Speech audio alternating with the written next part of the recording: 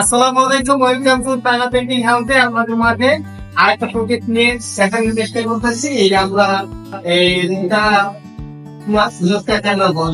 করেছি। এখন পাশাপাশি এর সাথে আমরা গুছানোটা ঢাল দিয়ে পরিষ্কার করে অনেকে কি করি, আমরা রং করে ফেলি বা প্রাইমার সিলার মেরে ফেলি। এটার একটা ব্যতিক্রম কাজ আছে, যেমন এটা যদি আপনি পানি দিয়ে ওয়াশ করে নিতে পারেন, আপনার ওয়ালটা ধ্বংস হবে। এই ওয়ালটা ধ্বংস হবে। এখন একটা ক্রিস্টাল কি আছে, কিন্তু ঢাল দিলে আপনি এটা ক্লিন হবে না। আলাদা যে বালু বা ধুলা থাকে সেটা কখনই ক্লিন হবে না।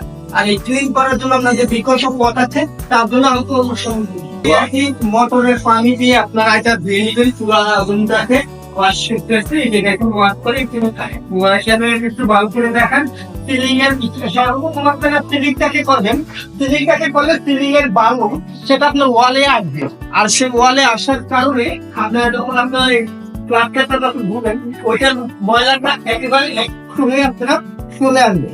এই জন্য আপনারা যদি কাজ করেন, আপনাদের এই বিল্ডিং গুলা অনেক মৌসুম হবে। যেমন আমাদের একটা রুম দেখাচ্ছি, যেটা একটু গলাটা কমপ্লিট হয়ে যাবে, ওয়াশ করা হয়ে যাচ্ছে, সেটা দেখবে।